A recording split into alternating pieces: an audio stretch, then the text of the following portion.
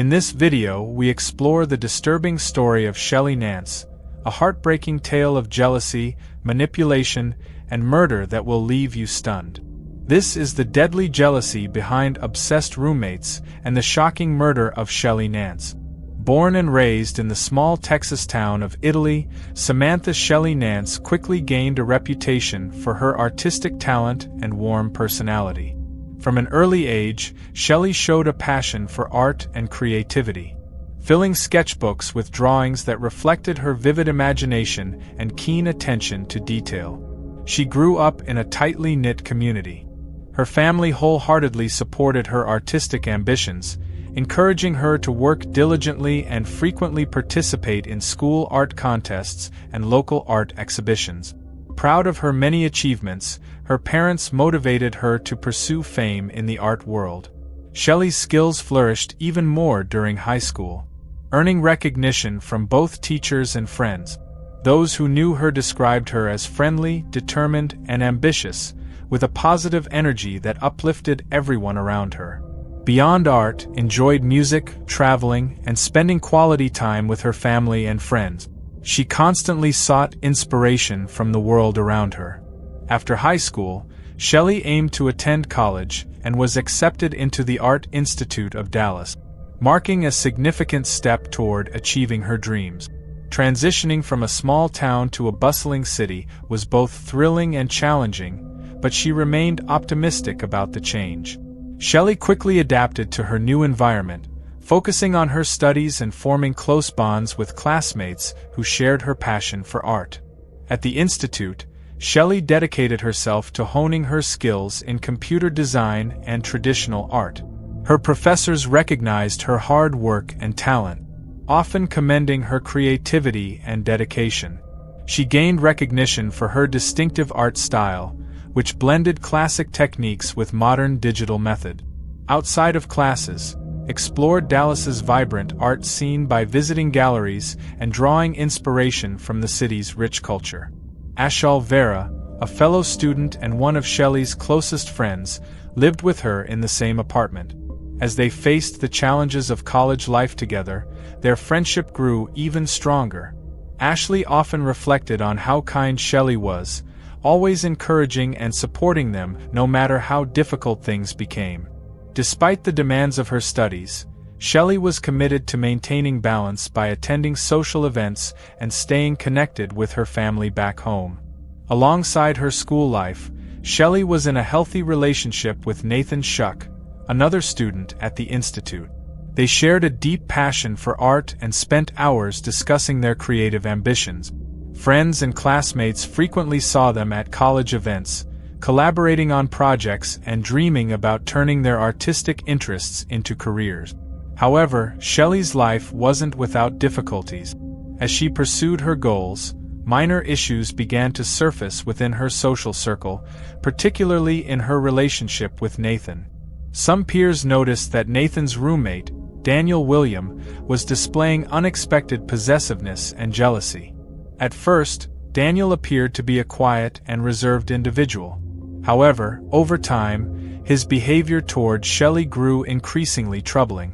Although these concerns seemed minor at first, Shelley remained focused on her future. She was determined to complete her degree and establish herself in the art world, confident that a bright future awaited her. But soon, an act of horrific violence shattered that hopeful vision and forever altered the lives of everyone who knew and loved her. On the morning of September 11, 2009, Ashley Olvera, Shelley's roommate, returned to their apartment in Lake Highlands, Dallas, after attending classes at the Art Institute. She hadn't seen Shelley for several days and was growing concerned, especially since Shelley's parents had also lost contact with her. When Ashley entered the apartment, she noticed an unusual silence. Calling out for Shelley, she received no response. With caution, Ashley approached Shelley's bedroom door, which was left slightly ajar. She gently pushed it open and was met with a chilling sight. Shelley lay face down on her bed, blood staining the sheets. The scene was terrifying. Trembling, Ashley immediately called 911, struggling to steady her voice as she described the grim discovery. She was overwhelmed with shock and fear. When the first responders arrived, they quickly secured the area and confirmed the worst. Samantha Shelley Nance, age 20, was dead. Detectives from the Dallas Police Department were called in to investigate. The initial examination revealed that Shelley had been brutally attacked, sustaining 42 stab wounds to her neck and back, clear evidence of a violent and deeply personal assault. Since there were no signs of forced entry, investigators believe that Shelley either knew her attacker or willingly let them inside. Additionally, the absence of evidence for sexual assault or theft led authorities to conclude that the motive was deeply personal. News of Shelley's tragic death stunned the town. The loss of such a talented young woman was heartbreaking for her friends, family, and classmates. Memorial services were held in her honor, where many shared their grief along with fond memories of Shelley. The senseless nature of the crime left everyone desperate for answers. While the police diligently worked to reconstruct the events of that dreadful day, investigators began by interviewing Shelley's closest friends and family, hoping for clues to identify the perpetrator. During questioning, Ashley recounted her last interactions with Shelley and provided details about their living situation. Nathan Shuck, Shelley's boyfriend, was also thoroughly questioned as the investigation progressed. Detectives soon uncovered a tangled web of passion and jealousy that ultimately led them to the person responsible for Shelley's murder. When police arrived at Shelley's apartment, they were confronted with a scene that revealed the sheer brutality of the attack. What had once been Shelley's bedroom, a safe space where she could freely express her creativity, was now a horrifying place. Investigators found her lying face down on the bed, stabbed multiple times in the back and neck. The severity and nature of her wounds suggested the attack was both random and deeply personal, leading officers to believe the assailant was someone Shelley knew well. One of the most chilling details was the fact that she had sustained 42 stab wounds. Later, the medical examiner confirmed that the injuries were inflicted by a knife, with most of the wounds concentrated on her upper body. Because there were no signs of a struggle elsewhere in the apartment, it appeared that Shelley had been caught off guard or was quickly overwhelmed and unable to defend herself. Despite the extreme violence, the crime scene itself was oddly orderly. There were no broken locks, windows, or other indications of forced entry, nor any obvious evidence of a fight. After thoroughly searching Shelley's bedroom, investigators methodically combed through the rest of the apartment for any clues that might lead to the killer. They found no evidence of theft. Shelley's belongings, including her laptop, wallet, and jewelry, remained untouched. This strongly suggested that the motive was personal rather than criminal theft. Police carefully collected samples from areas where the attacker might have left traces, aiming to gather DNA evidence.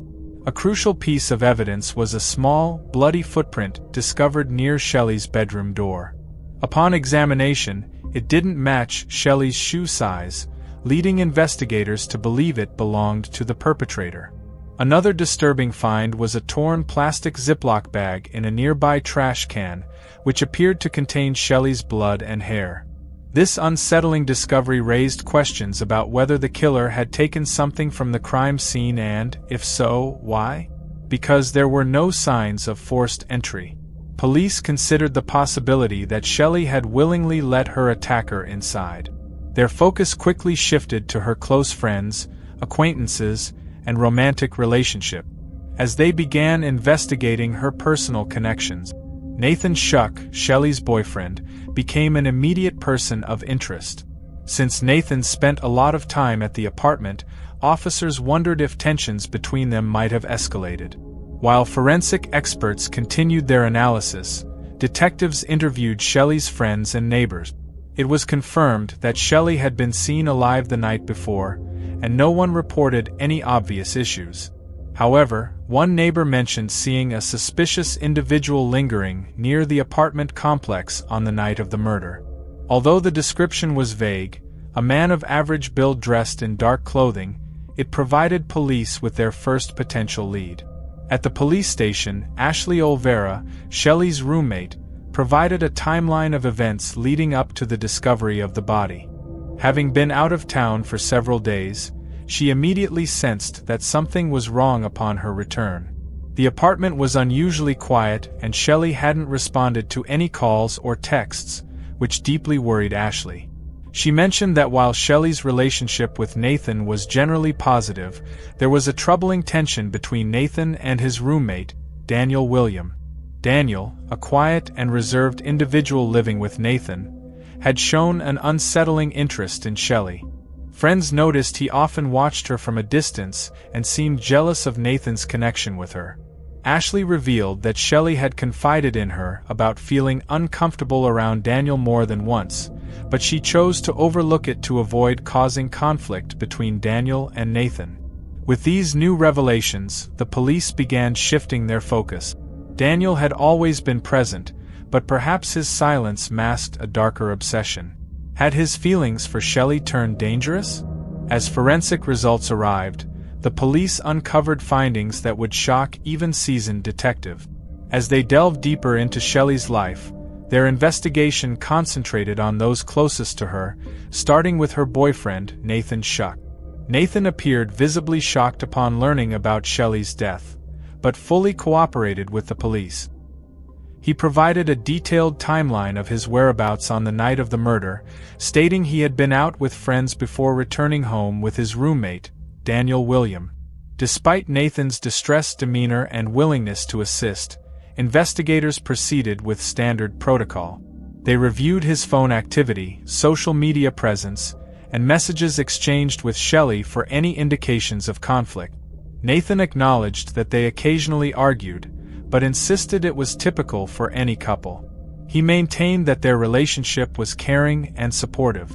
However, during a search of his apartment, officers discovered a Ziploc bag containing strands of Shelley's hair and traces of her blood, which immediately raised suspicions. Nathan denied any knowledge of the bag and suggested that someone else may have planted it in his room. The investigators knew they had to proceed with caution. When asked about his roommate, Daniel William, Nathan hesitated before describing him as somewhat odd and private, mentioning recent tension in their friendship. As police began digging into Daniel's background, troubling patterns began to emerge. Acquaintances described him as socially awkward and someone who struggled to form close relationships. Former classmates from the Art Institute recalled Daniel as a loner who seemed to admire Nathan deeply. Some even said his attachment bordered on obsession. This led many to believe Daniel resented Shelley's presence in Nathan's life. Witnesses noted that Daniel often made passive-aggressive remarks when Shelley was around, apparently fueled by jealousy. One of Nathan's friends told police that Daniel had once said, "She doesn't deserve him. She's ruining everything." Daniel's odd behavior and proximity to the crime scene quickly made him a key focus for detectives. Investigators reviewed security footage from the apartment complex in an effort to piece together a timeline. While there were no cameras directly facing Shelley's door, nearby surveillance captured Daniel entering the building alone late on the night of September 10th. He appeared tense and was carrying a small bag. Later, footage showed him leaving early the next morning, this time without the bag. The timing of his movements eerily aligned with when Shelley was believed to have been killed. As suspicion grew, police obtained a warrant to search Daniel's room. What they discovered was deeply concerning. Printed photos of Shelley, some seemingly taken without her knowledge, and a journal filled with disturbing, obsessive entries about her. Phrases like, "She's always in the way," and "Nathan will see the truth soon," pointed to intense jealousy and anger. When confronted with the evidence, Daniel denied any involvement in Shelley's death, claiming the photos were fabricated and insisting he had been home the entire night. However, his alibi quickly unraveled when police uncovered receipts from a nearby Walmart dated the night of the murder. Surveillance footage showed Daniel purchasing cleaning supplies and gloves, items that suggested an attempt to cover up a violent act. Detectives felt they were closing in on Shelley's killer as the evidence against Daniel continued to mount. The once quiet and withdrawn roommate now appeared to be hiding deeply disturbing secrets, and the investigation was entering a chilling new phase. Daniel's fixation on Nathan had become increasingly apparent, bordering on obsession. Friends recalled how overly protective he was of their friendship and how visibly uneasy he became whenever Shelley was around. According to Nathan's co-workers, Daniel frequently made passive-aggressive remarks about Shelley, calling her a distraction and blaming her for holding Nathan back. Investigators began to suspect that Daniel's jealousy and resentment may have escalated into something far more dangerous. They continued digging deeper, interviewing people who had recently spent time with him. According to Daniel's former friends, he often appeared annoyed whenever Nathan mentioned Shelley or made plans involving her. One acquaintance recalled Daniel once saying, "If she weren't around, things would be so much better." At the time, it seemed like a casual remark. But in light of Shelley's death, it took on a far more sinister meaning. When police secured a warrant to search Daniel's personal belongings in his bedroom, the investigation took a significant leap forward. Detectives discovered chilling entries that reflected Daniel's escalating hostility toward Shelley. One journal entry read, "Nathan would see the truth if she were gone." And another stated, "I know what I have to do now. He'll thank me one day."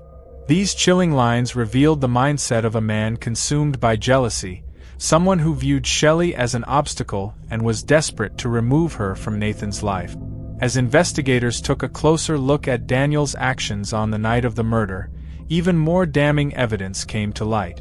Surveillance footage from a nearby Walmart showed Daniel making suspicious purchases just hours before Shelley was believed to have been killed. He bought cleaning supplies, gloves, and a box of large Ziploc bags, the same kind later discovered in Nathan's apartment containing Shelley's hair and blood. A timestamp on the receipt confirmed that Daniel was at the store around 9:45 p.m. on September 10, 2009.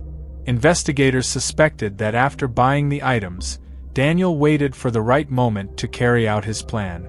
With Ashley out of town and Nathan unaware of the situation, investigators believed Daniel likely entered the apartment unnoticed, possibly because he was familiar with Shelley's routine.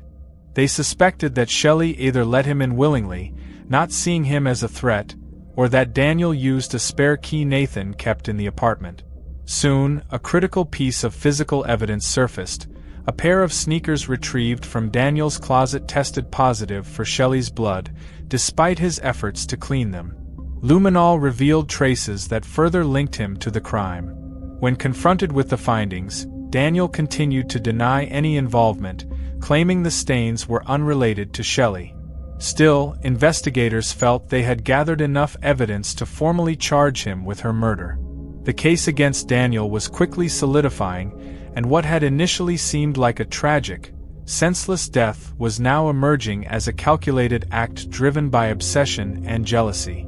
Though police were preparing to arrest him, they knew the road ahead would be challenging. Daniel maintained his innocence, but the growing pile of physical and circumstantial evidence painted a damning picture of a man consumed by rage and rejection. Shelley's family and friends hoped that justice was finally within reach for the talented young artist, whose life had been tragically taken due to someone else's obsession. As detectives continued building their case against Daniel William, both physical evidence and witness accounts revealed a deeply troubling story. DNA testing confirmed that Shelley's blood was found on Daniel's shoes and inside his car, while surveillance footage captured him purchasing gloves and cleaning supplies the night before the murder. His journal entries, filled with anger toward Shelley and infatuation with Nathan, only deepened suspicions. Phone records placed Daniel near Shelley's apartment at the time of her death, directly contradicting his alibi. Interviews with students further highlighted his jealousy. One friend recalled Daniel bitterly saying, "She's ruining everything." On November 15, 2009, Daniel was arrested and charged with first-degree murder after investigators gathered enough evidence to move forward. His trial began in late 2010 and quickly drew widespread media attention. Prosecutors argued that Daniel killed Shelley out of obsessive love for Nathan and a deep hatred for her, presenting a powerful case that painted the crime as premeditated and fueled by emotional instability. During the trial, prosecutors focused on Daniel's incriminating journal entries, suspicious purchases, and the forensic evidence linking him to the crime scene. Nathan testified that Daniel's behavior toward Shelley had grown increasingly possessive and aggressive. Meanwhile, the defense argued that while Daniel may have acted strangely, the evidence was circumstantial and not enough to prove guilt. In a heartbreaking moment, Shelley's mother spoke about the profound pain the family had endured. After weeks of deliberation, the jury found Daniel guilty of first-degree murder. The judge, citing the crime's brutality and premeditation, sentenced him to life in prison without the possibility of parole. Though Shelley's family felt a sense of justice, the grief of her loss remained. Her friends and classmates honored her memory through art shows and touching tributes, ensuring her creative spirit lived on. The Art Institute of Dallas established the Shelley Nance Memorial Scholarship to support young artists in pursuit of their dreams. In her hometown of Italy, Texas, annual art events were held in her name, and her parents became active advocates against violence. These efforts helped keep Shelley's legacy alive, inspiring many along the way. Her tragic story stands as a haunting reminder of how unchecked obsession can lead to devastating consequences.